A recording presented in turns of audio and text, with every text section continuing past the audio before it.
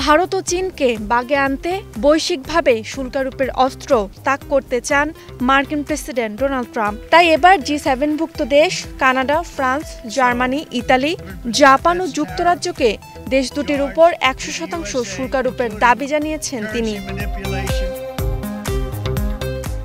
শিল্পোন্নত দেশগুলোর এই জোটের অর্থমন্ত্রীরা অনলাইনে বৈঠক করেন। এতে যুক্তরাষ্ট্রের অর্থমন্ত্রী ওই দাবি তুলে ধরেন। বৈঠকে সভাপতিত্ব করেন কানাডার অর্থমন্ত্রী ফ্রাঁসোয়া ফিলিপ শ্যাম্পেইন। জব্দ করা রুশ সম্পদ ইউক্রেনের প্রতিরক্ষা খাতে ব্যবহারের জন্য দ্রুত আলোচনা শুরু করতে রাজি হন জি7-এর অর্থমন্ত্রীরা।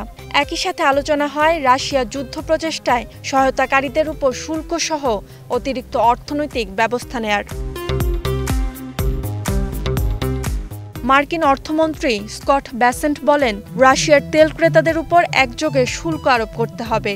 কেবল সম্মিলিত প্রচেষ্টার মাধ্যমেই পুতিনের যুদ্ধযন্ত্র বন্ধ করা সম্ভব। গেল সপ্তাহে ইউরোপীয় ইউনিয়নকেও ভারত ও চীনের উপর 100% শুল্ক আরোপের প্রস্তাব দিয়েছিল যুক্তরাষ্ট্র। তবে তাতে রাজি হয়নি ইইউ।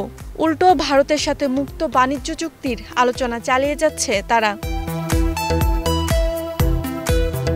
ভারতের কিছু পণ্যের উপর 50% পর্যন্ত শুল্ক আরোপ করেছেন ট্রাম্প। তবে চীনের উপর তেমন কোনো শুল্ক চাপানো হয়নি। অবশ্য ট্রাম্প প্রশাসন জানিয়েছে, ভবিষ্যতে বেইজিংয়ের উপর আরও কঠোর পদক্ষেপ নেওয়া হতে পারে। Roksana Rimi, star news.